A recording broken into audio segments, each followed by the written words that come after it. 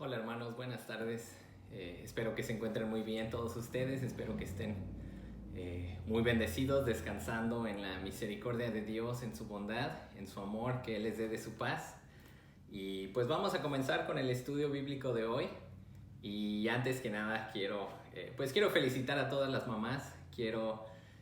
Pues la verdad es que doy muchísimas gracias a Dios por todas ustedes. Doy gracias a Dios porque Él las utiliza para su gloria, Él las utiliza para mostrar su amor, para mostrar su carácter, que Dios es como una madre que nos cuida, una madre gallina que pone a sus polluelos bajo sus alas. Entonces ustedes nos recuerdan al amor de nuestro Dios.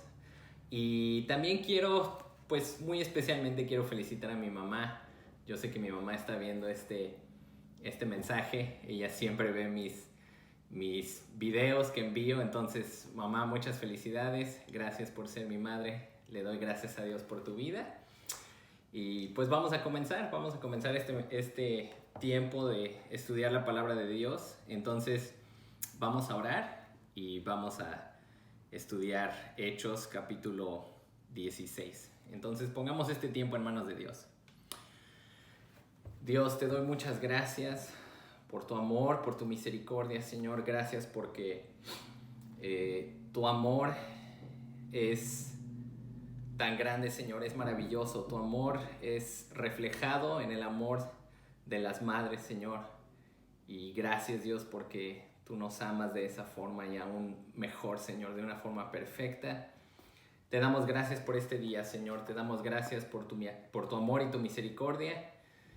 Y Dios, te pido en este momento que tú abras nuestro entendimiento para entender tu palabra, Señor, para comprender lo que quieres de nosotros, Dios, que muevas nuestros corazones, Señor, que no sea esto únicamente algo para llenar nuestras mentes de más información, Señor, sino que nuestros corazones sean afectados por tu verdad, Señor, que tu Espíritu Santo afecte nuestros corazones por medio de tu palabra, Señor, que tú realmente nos hables por medio de lo que vamos a leer y estudiar hoy, Señor. Te pido que me des las palabras, Señor, que quieres que tu pueblo escuche, Dios, que quieres que tu iglesia escuche, Señor. Por favor, utilízame como tu instrumento para traer un mensaje que sea para tu iglesia hoy, Señor. Te lo pedimos en nombre de tu Hijo Jesucristo. Amén. Muy bien, pues estamos estudiando Hechos, capítulo 16. Entonces les pido por favor que tomen sus Biblias y las abran en Hechos capítulo 16. Ya vimos la primera mitad de este capítulo, cuando Pablo y Silas y Lucas y Timoteo son guiados a Filipo para predicar el mensaje allí en Macedonia. Y vimos también la conversión de una mujer llamada Lidia, cómo Dios abrió su entendimiento para que ella comprendiera lo que Pablo estaba predicando. Y ahora vamos a pasar a otra parte, ahí mismo en Filipos, donde Pablo y Silas son metidos a la cárcel por predicar el Evangelio. Sufren a causa de su predicación del Evangelio.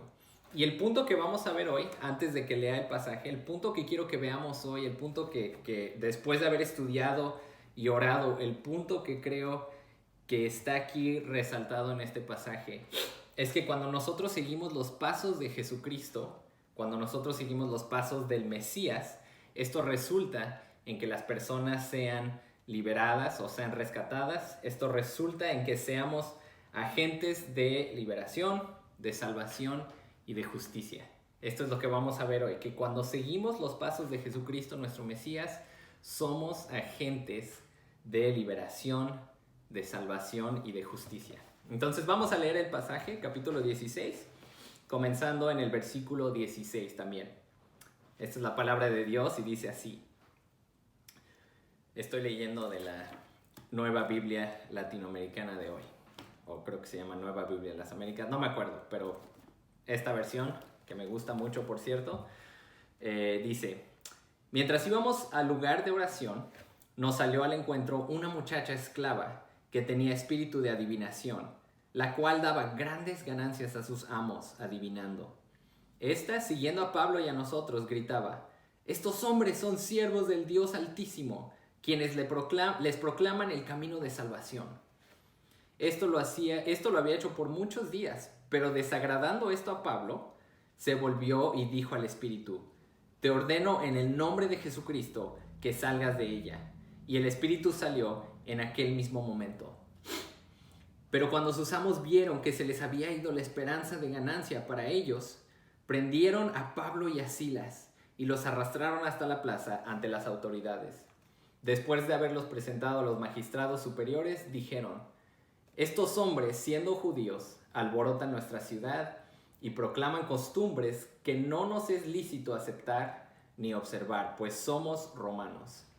La multitud se levantó a una contra ellos y los magistrados superiores, rasgándoles sus ropas, ordenaron que los azotaran con varas. Después de darles muchos azotes, los echaron en la cárcel, ordenando al carcelero que los guardara con seguridad, el cual, habiendo recibido esta orden, los echó en lo más profundo del calabozo y les aseguró los pies en el cepo. Como a medianoche, Pablo y Silas oraban y cantaban himnos a Dios, y los presos los escuchaban. De repente se produjo un gran terremoto, de tal manera que los cimientos de la cárcel fueron sacudidos. Al instante se abrieron todas las puertas y las cadenas de todos se soltaron. Al despertar el carcelero y ver abiertas todas las puertas de la cárcel, sacó su espada y se iba a matar, creyendo que los prisioneros se habían escapado. Pero Pablo clamó a gran voz diciendo: no te hagas ningún mal, pues todos estamos aquí. Entonces él pidió luz y se precipitó adentro y temblando se postró ante Pablo y Silas. Y después de sacarlos dijo: señores, ¿qué debo de hacer para ser salvo? Ellos respondieron: cree en el Señor Jesús y serás salvo tú y toda tu casa. Y le hablaron la palabra del Señor a él y a todos los que estaban en su casa. El carcelero los tomó en aquella misma hora de la noche y les lavó las heridas, y enseguida fue bautizado con todos los suyos. Llevándolos a su hogar, les dio de comer y se regocijó grandemente por haber creído en Dios con todos los suyos. Cuando se hizo de día, los magistrados superiores enviaron a sus oficiales diciendo: suelta a esos hombres. Y el carcelero comunicó a Pablo estas palabras diciendo: los magistrados superiores han dado orden de que se les suelte. Así que salgan ahora y vayan en paz. Pero Pablo les dijo: aunque somos ciudadanos romanos, nos han azotado públicamente sin hacernos juicio y nos han echado a la cárcel. ¿Y ahora nos sueltan en secreto? De ninguna manera, que ellos mismos vengan a sacarnos. Los oficiales informaron esto a los magistrados superiores, y al saber que eran ciudadanos romanos tuvieron temor. Entonces vinieron y les suplicaron, y después de sacarlos les rogaban que salieran de la ciudad. Cuando salieron de la cárcel fueron a casa de Lidia, y a ver a los hermanos, los consolaron y se fueron. Esta es la palabra de Dios. Entonces, como les había dicho, lo que vamos a ver hoy en este pasaje, el punto que creo que debemos de resaltar en este pasaje, es que cuando seguimos los pasos de Jesús, nuestro Mesías, nos convertimos en sus agentes de liberación, de salvación y de justicia. Entonces, ¿a qué me refiero con seguir los pasos del Mesías? Bueno, algo que quiero que veamos en este pasaje, algo que Lucas, el escritor del libro de Hechos, ha estado haciendo una y otra vez a lo largo del libro de Hechos, es que él está comparando los hechos y las experiencias de los discípulos de Jesús, de Pedro, de Pablo, de Esteban, de todos estos hombres y mujeres que fueron utilizados y utilizadas para llevar el evangelio. Vemos que Lucas los está comparando con los sufrimientos y con el ministerio y con la vindicación de Jesucristo el Mesías.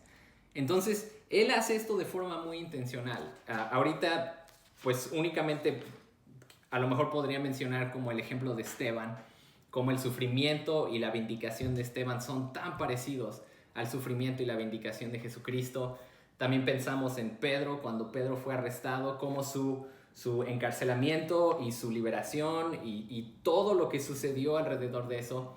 Lucas intencionalmente lo estaba comparando con el ministerio de Jesucristo, con la experiencia de Jesucristo el Mesías.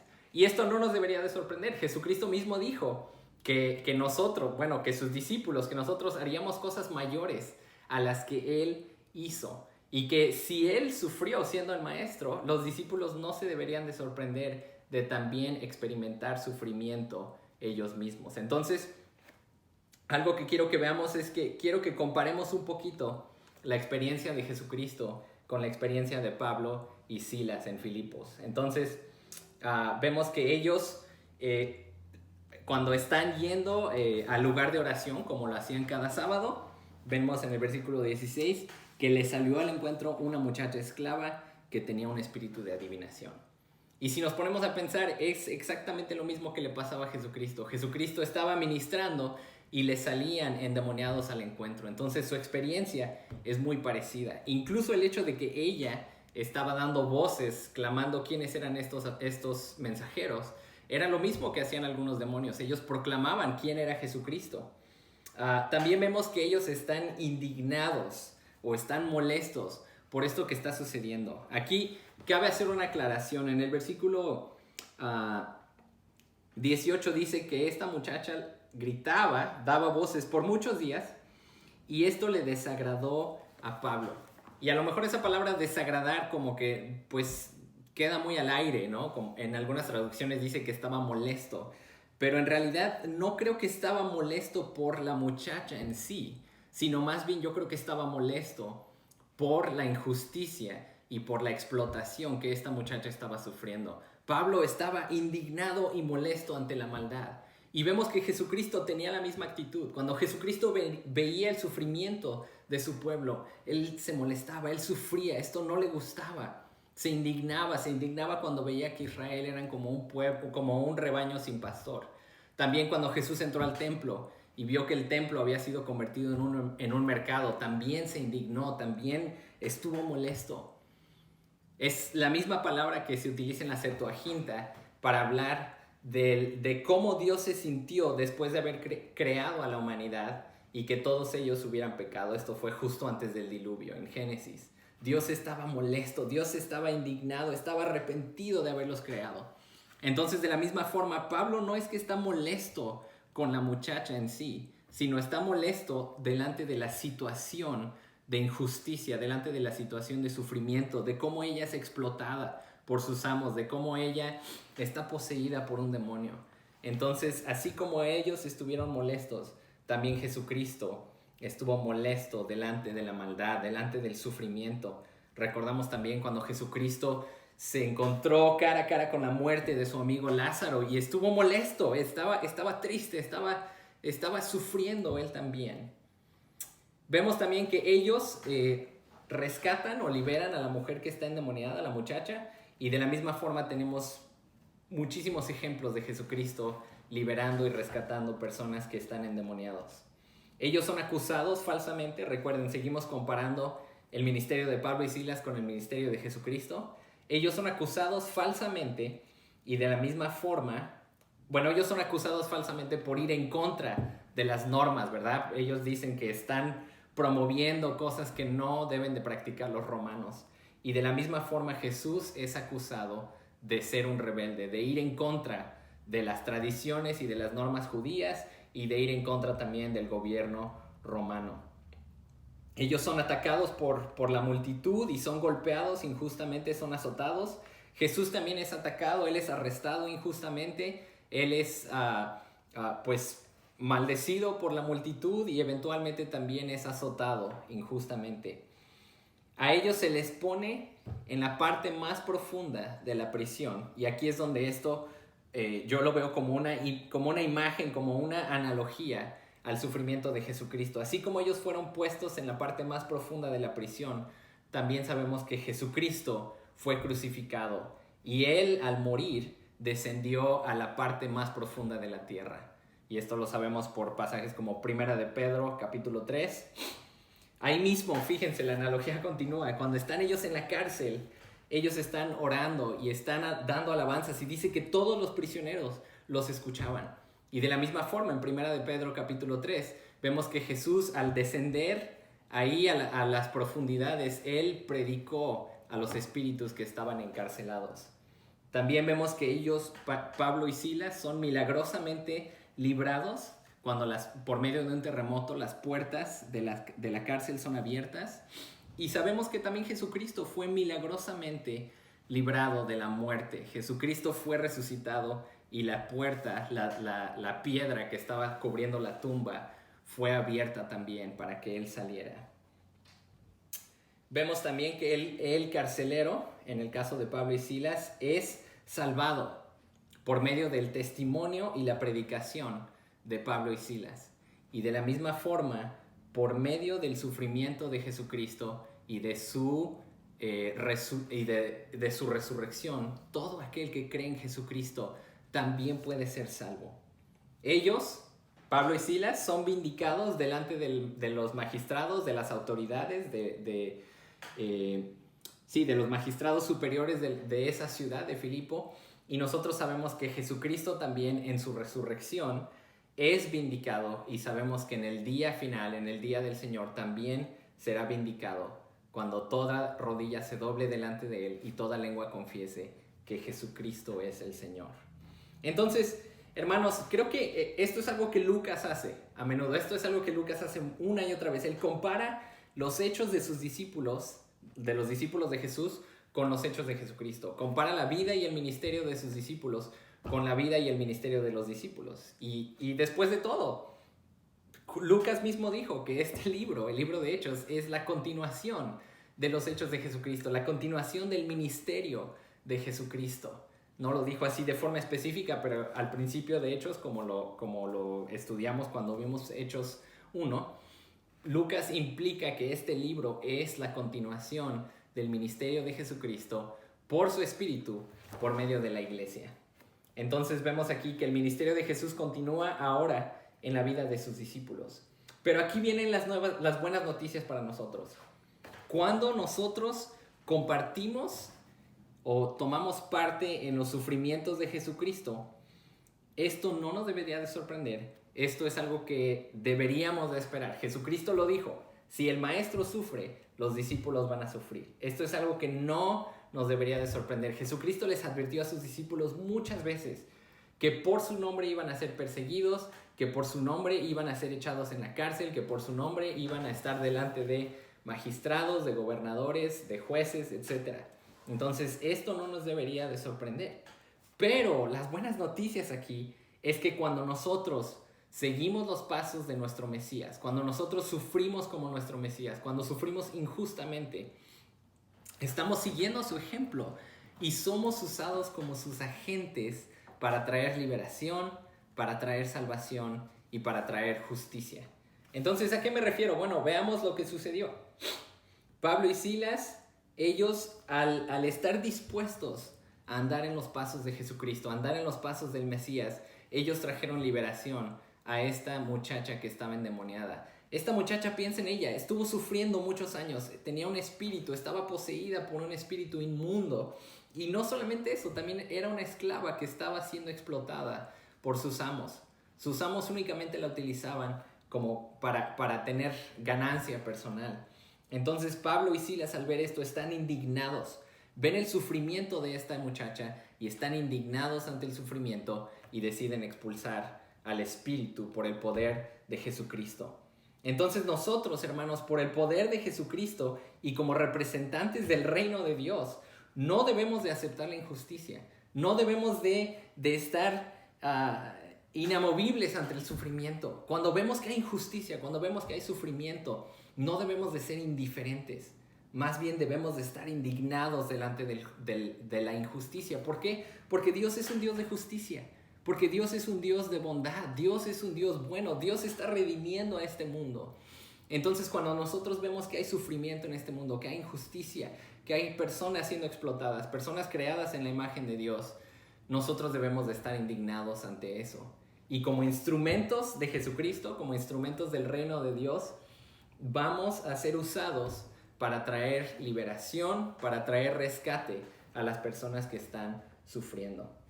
También vemos que por medio del sufrimiento de ellos, por medio de su ministerio que fue conforme al ministerio de Jesucristo, vemos que también ellos trajeron salvación o fueron agentes para traer salvación al carcelero, al carcelero de Filipos. Vemos cómo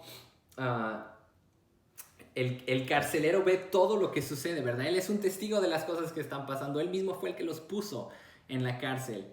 Y al ver que ellos están encarcelados y aún así están cantando a Dios, están orando a Dios, al ver que incluso después de que las puertas son abiertas, ellos no se escapan, el carcelero no le queda de otra más que decir, básicamente, ¿quiénes son ustedes? ¿Cómo puedo obtener la salvación? Díganme cómo puedo ser salvo. Y esto me recuerda a un pasaje, bueno, un par de pasajes en Primera de Pedro. Primera de Pedro, capítulo 2. Si gustan buscarlo, Primera de Pedro, capítulo 2. Y ahorita les digo qué versículo. Versículo 19. Dice, porque esto haya gracia, si por causa de la conciencia ante Dios alguien sobrelleva penalidades sufriendo injustamente. Pues qué mérito hay si cuando ustedes pecan y son tratados con severidad, lo soportan con paciencia. Pero si cuando hacen lo bueno sufren por ello y lo soportan con paciencia, esto haya gracia delante de Dios o con Dios. Porque para este propósito han sido llamados, pues también Cristo sufrió por ustedes, dejándoles ejemplo para que sigan con sus pasos, el cual no cometió pecado, ni engaño alguno se halló en su boca, y que cuando lo ultrajaba no respondía ultrajando, cuando padecía no amenazaba, sino que se encomendaba a aquel que juzga con justicia. Él mismo llevó nuestros pecados en su cuerpo sobre la cruz, a fin de que muramos al pecado y vivamos a la justicia, porque por sus heridas fueron ustedes sanados, pues ustedes andaban descarriados como ovejas, pero ahora han vuelto al pastor y guardián de sus almas. Hermanos, ¿se dan cuenta? Este pasaje nos está diciendo que cuando sufrimos injustamente, cuando sufrimos por hacer el bien, esto es algo que haya gracia con Dios. Esto es algo que Dios lo ve como algo bueno. Y dice, no solamente dice eso, sino también dice que Jesucristo mismo es nuestro ejemplo. Dice que Jesucristo mismo sufrió por nosotros, dejándonos un ejemplo para que sigamos en sus pasos. Dice que hemos sido llamados para este propósito. Qué increíble es esto, que fuimos llamados para el propósito de sufrir injustamente, para que al así sufrir seamos usados como agentes de salvación. Hermano, hermana, ¿estás sufriendo por causa del Evangelio? ¿Estás sufriendo por vivir justamente? A lo mejor estás haciendo algo que es justo delante de Dios. Y otras personas, así como a Pablo y a Silas, los criticaron y dijeron, no, ellos están haciéndonos que practiquemos cosas que son contra el gobierno romano, contra las costumbres romanas. A lo mejor las cosas que tú estás haciendo por el nombre de Jesucristo causan que otras personas te rechacen. Que otras personas digan, no, estas personas están locos. Ellos no están yendo según las normas y las tradiciones que tenemos nosotros. Pero hermano, a nosotros nos corresponde obedecer a Dios. A nosotros nos corresponde hacer lo justo. A nosotros nos corresponde andar en los pasos de Jesús, nuestro Mesías. Y cuando andamos en sus pasos y sufrimos por esto, estamos siguiendo el ejemplo de Jesucristo. Estamos cumpliendo con nuestro llamado. Y así como Jesucristo, por sus heridas nosotros fuimos sanados. Igual por nuestras heridas, únicamente por la gracia y la misericordia de Dios, por nuestras heridas, Dios utiliza ese sufrimiento para salvar a las personas. Fíjate el énfasis que hay aquí en Hechos, en las heridas de Pablo y Silas. O sea, si este pasaje no nos recuerda a Jesucristo, entonces lo estamos leyendo de forma equivocada. Dice ahí que el carcelero limpió las heridas de Pablo y Silas. Y justo después de eso dice que el carcelero fue bautizado. Es como si el carcelero limpiara las heridas de ellos, pero ellos, o Jesucristo por medio de ellos, limpiaba a este hombre por el bautismo. Entonces, hermanos, cuando nosotros sufrimos, cuando somos lastimados, cuando tenemos heridas físicas o emocionales o espirituales por causa de Jesucristo, no nos desanimemos. Estamos cumpliendo con nuestro llamado y estamos siendo utilizados como agentes para traer salvación a las personas. También vemos que cuando seguimos en los pasos de Jesucristo, no solamente traemos liberación para los que sufren, no solamente traemos salvación para los que están perdidos, pero también traemos justicia.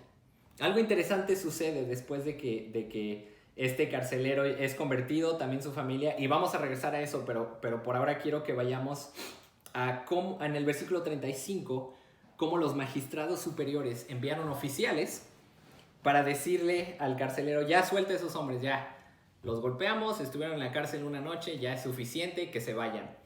Pero Pablo y Silas dicen, ¿cómo puede ser posible esto? Nosotros somos ciudadanos romanos y ustedes nos están tratando de esta forma.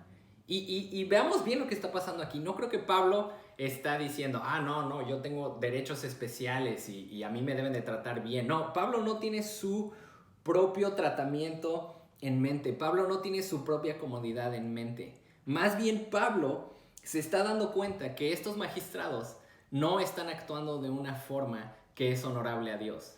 Pablo en Romanos capítulo 13, él delinea cómo el gobierno debe de comportarse delante de Dios. Él delinea las responsabilidades del gobierno, cómo el gobierno es instituido por Dios para hacer justicia, para castigar a los malhechores. Pero aquí Pablo se da cuenta que este gobierno no está actuando de forma efectiva. Este gobierno está castigando a los que están haciendo el bien. Entonces Pablo, no, como les digo, no está tan preocupado por su honor o por su reputación. Más bien Pablo está preocupado con el honor y la reputación del evangelio, pero la preocupación de Pablo también es hacer responsables a estos magistrados que no están haciendo lo que deberían de estar haciendo. Y las buenas noticias, hermanos, es que Pablo y Silas en este momento son vindicados. Cuando los oficiales se dan cuenta de que ellos son ciudadanos romanos, dice que tuvieron temor y que vinieron y les suplicaron y después de sacarlos les rogaban que salieran de la ciudad. Entonces veamos el ejemplo de Pablo. Pablo no era un revolucionario. Pablo no empezó a decir, ya, que derroquen este gobierno romano, es pésimo, es terrible. No, simplemente Pablo está preocupado por el honor del evangelio. Pablo está a punto de irse de Filipos y él no quiere dejar a esta iglesia nueva, no quiere dejarlos ahí en la boca del lobo, no quiere dejarlos ahí para que sufran. Entonces Pablo está poniendo las cosas en orden y está diciendo, no, este evangelio es un evangelio honorable. Entonces, esto lo hace Pablo para traer justicia. Y hermanos, de la misma forma nosotros, cuando sufrimos como Jesucristo, cuando vivimos como Jesucristo, cuando actuamos como Jesucristo, también estamos trayendo justicia a este mundo lleno de injusticia.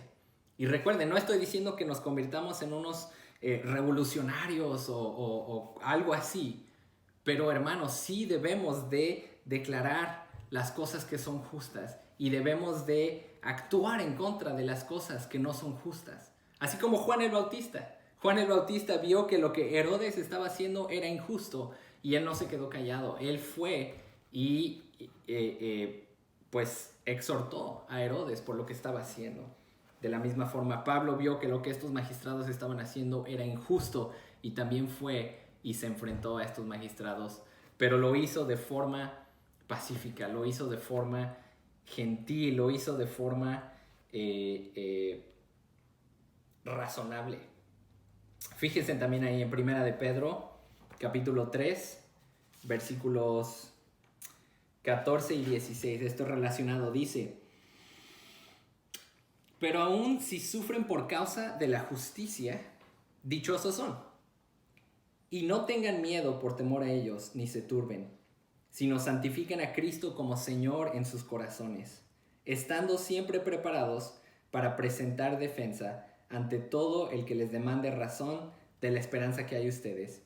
Pero háganlo con mansedumbre y perseverancia, teniendo buena conciencia, para que en aquello que son calumniados sean avergonzados los que hablan mal de la buena conducta de ustedes en Cristo. Pues es mejor padecer por hacer el bien, si así es la voluntad de Dios, que por hacer el mal. Entonces, hermanos, cuando nosotros seguimos en los pasos de Jesucristo, de nuestro Mesías, vamos a traer liberación, vamos a traer salvación y vamos a traer justicia. Más bien vamos a ser utilizados como agentes de esas tres cosas, porque Dios es el que trae esas cosas a final de cuentas. Pablo y Silas entendían que a Dios le pertenece la venganza. Ellos no decidieron vengarse en contra de estos magistrados. Ellos únicamente los hicieron rendir cuentas por lo que habían hecho. Ahora, por último, algo que también quiero que veamos, algo que es importante y que esto nos debería de servir a nosotros también muchísimo, es la respuesta del carcelero. Es cómo la verdadera conversión resulta en ciertas cosas. Vean la conversión del carcelero, vean lo que él hizo. En el capítulo 16, versículo 19. No, perdón, versículo 29. Entonces él, el carcelero, pidió luz y se precipitó adentro y temblando se postró ante Pablo y Silas. Y después de sacarlos dijo: Señores, ¿qué debo hacer para ser salvo? Ahí está el carcelero preguntando: ¿qué está pasando con ustedes? ¿Cómo puede ser posible que estando encarcelados estén cantando alabanzas a Dios y estén orando? ¿Qué puedo hacer para ser salvo? ¿Cuál es esa esperanza que tienen ustedes? Quiero saber de esta esperanza. Y ellos respondieron: cree en el Señor Jesús y serás salvo tú y toda tu casa. Hermanos, no hay salvación fuera de Jesucristo. La salvación es únicamente por fe en el nombre de Jesucristo. Entonces, fíjense la respuesta de este hombre. Versículo 32. Le hablaron la palabra del Señor a él y a todos los que estaban en su casa. ¿Cómo sabemos que este hombre realmente creyó en Jesucristo? ¿Cómo sabemos que este hombre realmente fue salvo? Fíjense su respuesta. El carcelero, versículo 33, los tomó en aquella misma hora de la noche y les lavó las heridas. Y enseguida fue bautizado con todos los suyos. Llevándolos a su hogar, les dio de comer y se regocijó grandemente por haber creído en Dios con todos los suyos. Entonces quiero resaltar aquí 4 respuestas de una verdadera conversión, o 4 resultados de una verdadera conversión. Número 1 es el servicio. Este hombre, este carcelero, fue verdaderamente convertido e inmediatamente fue a servir a Pablo y a Silas. Inmediatamente fue y les limpió sus heridas. Y esto lo vemos a lo largo de toda la Biblia. Vemos cómo cuando alguien es convertido hay una respuesta inmediata. Cuando alguien recibe salvación hay una respuesta inmediata. Y aquí en este caso el carcelero recibe esta salvación e inmediatamente sirve a Pablo y a Silas. Número 2, vemos que él se bautiza. Esto es algo que igual lo vemos en todo el libro de Hechos. Cuando una persona se convierte, inmediatamente es bautizado. Entonces el bautismo es una respuesta a la salvación de Dios. Es un resultado de la salvación de Dios. Cuando realmente hemos sido salvados, cuando realmente hemos creído en Jesucristo como nuestro Señor, entonces vamos a buscar ese bautismo. La hospitalidad también. El carcelero, después de bautizarse, después de limpiar sus heridas, los llevó a su casa y les sirvió de comer. Y por último, gozo en Dios y en su salvación. Fíjense en el versículo 34. Los llevó a su hogar, les dio de comer y se regocijó grandemente por haber creído en Dios con todos los suyos. Hermanos, ¿cómo saber si alguien verdaderamente es salvo? Pues lo sabemos por medio del gozo de esas personas. Lo sabemos cuando una persona se regocija por esa salvación que ha recibido. Si hay no existe tal cosa como un cristiano amargado o un cristiano enojado, un cristiano, bueno, no enojado, sino un cristiano que no tiene gozo. Eso es una contradicción. Cuando uno es cristiano, uno debe de tener gozo porque estamos gozosos por la salvación que hemos recibido. Y como se los estuve enfatizando en este pasaje, cuando somos creyentes, hermanos, seguimos en los pasos de nuestro Mesías. Seguimos en los pasos de nuestro Señor Jesucristo. Y cuando seguimos sus pasos, cuando vivimos una vida como la del Mesías, entonces Dios nos utiliza como sus agentes para traer liberación, para traer salvación y para traer justicia. Pues vamos a orar para concluir. Señor, te damos tantas gracias por tu salvación. Te damos gracias, Señor, porque por tu Hijo Jesucristo y por sus heridas nosotros fuimos salvados, Señor. Te damos gracias porque Jesucristo vivió y sufrió y resucitó, Señor, para darnos la salvación, Señor. Y te pedimos que nosotros tengamos las fuerzas, Señor, para seguir en los pasos de nuestro Señor Jesucristo. Que nos des la fortaleza para andar de la misma forma que Jesucristo anduvo, para cargar la misma cruz que Jesucristo cargó, Señor, para negarnos a nosotros mismos e ir en pos de Él, Señor. Y te pedimos que por medio de nuestro sacrificio, de nuestra obediencia, Señor, te pedimos, Dios, que tú traigas salvación y que traigas liberación y justicia, Señor, para otras personas, Dios. Te pedimos, Dios, que venga tu reino y que se haga tu voluntad, Señor. En nombre de tu Hijo Jesucristo. Amén.